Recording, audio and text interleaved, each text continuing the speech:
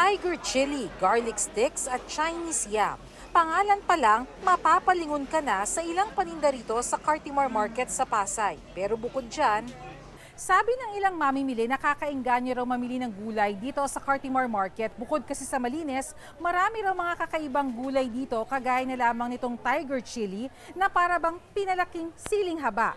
Pero ayon sa Department of Agriculture, maaari raw may peligro sa kalusugan ang pagkain ng mga ito.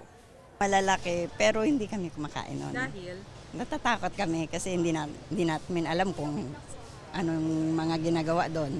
Kung manggagaling pa po ng ibang bansa, anong meron? Bakit nila naipapreserve ng ang gaganda?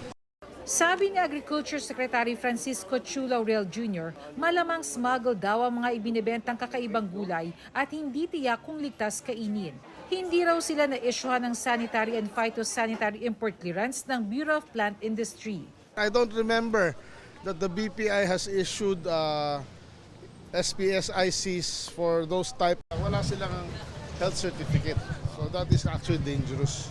Di ba? Hindi natin alam kung mataas yan ng heavy metals o kaya kung merong, hindi natin alam kung reject yan. Kung yung may pesticide content niya, yung fertilizer na ginamit, tama ba? Na hindi harmful sa tao. Ayon sa DA, maaaring hindi raw alam ng mga nagtitinda na smuggled ang mga ito, pero mahalaga raw ang pakikipagtulungan nila para matunto ng source ng mga gulay. Ang alam lang namin doon lang namin kinuha sa Divisoria eh. Tapos binibinta lang namin dito. I-coordinate din muna namin sa DA sa DTI. Tapos kung ano po yung mga sanction na pwede namin ibigay sa kanila. Makikipagtulungan din ng DA at DTI sa Bureau of Customs para mahanap ang maaaring pinagmulan ng mga gulay. Samantalang mula 58 pesos ay plano pang pababain ang maximum suggested retail price o pinakamataas na bentahan ng imported na bigas sa 55 pesos sa February 5.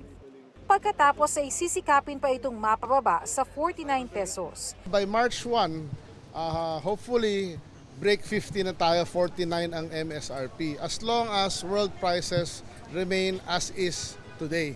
Para sa GMA Integrated News, Bernadette Reyes, Nakatutok, 24 Oras.